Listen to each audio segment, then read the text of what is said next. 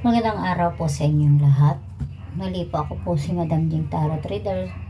Doon po sa mga gusto pong magpa-private reading, available po ako araw-araw para po sa private reading po. Message nyo lang po ako sa aking account na nandyan sa baba at number po na si Jing Tarot Reader.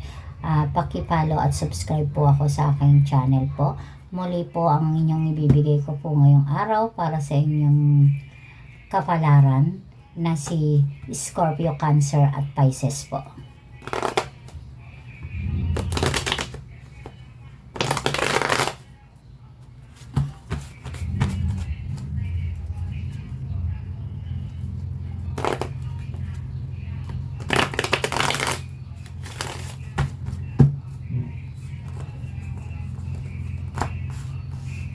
Ngayong araw po, ang inibigay na inyong mga card na sinasabi po dito ay para kay Scorpio, Cancer at Pisces po. Kayo ay mga bilang isang mga water sign na sinasabi po dito na inyong baraha. Kayo daw po yung mga water sign ay mga handa mong gawin ang lahat na sinasabi ng mga baraha.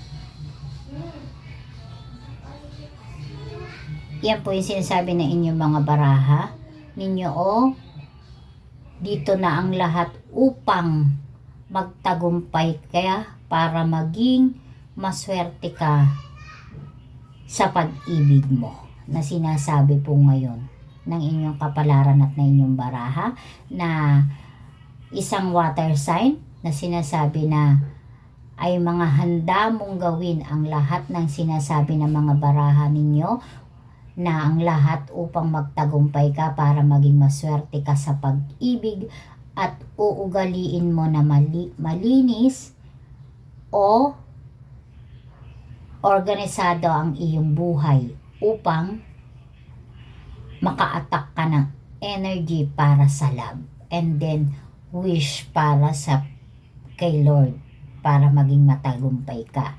At sinasabi rin ng inyong mga baraha dito na para maka-attract ka ng energy of love na sinasabi dito, sinasabi ng mga baraha mo dito na dahil sa pag-ibig,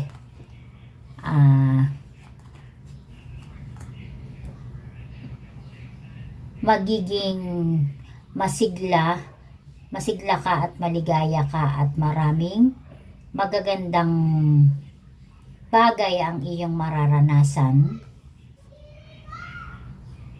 sa nangyari sa iyo na mga naging trial mo, sapagkat ngayong araw or sa susunod pang mga buwan, ikaw ay magiging masaya sa puso mo at hindi ka naluluha at makakatagpo ka ng iyong minamahal na sinasabi dito ng iyong mga baraha na basta ay humiling ka at ito ay makakamit mo bilang kayo ay mga water sign.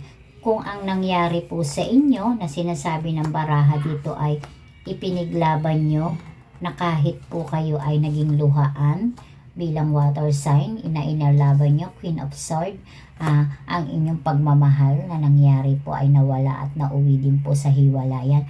Ngayong araw po, kayo ay suswertehin o sa susunod na buwan na sinasabi ng barahan nyo dito, magiging makaka-attract kayo ng energy para sa love ninyo, para sa susunod pa, for the next year of 2025 na magiging maswerte ka sa pag-ibig. Ngayon yung sinasabi na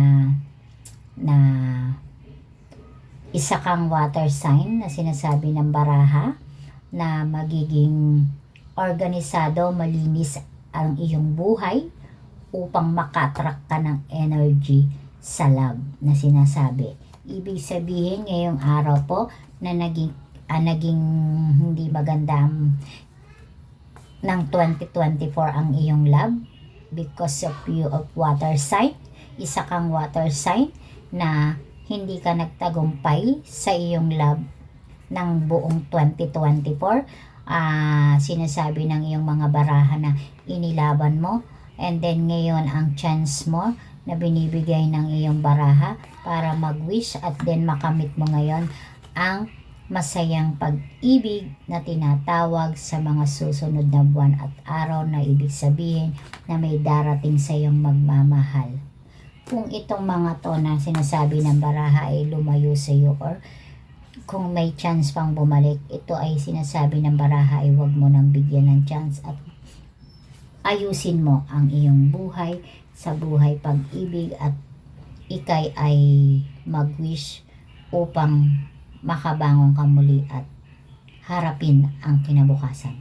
Muli po, maraming salamat po sa inyo. Ang inyong kapalaran for the day for is water sign, Scorpio, Cancer at Pisces.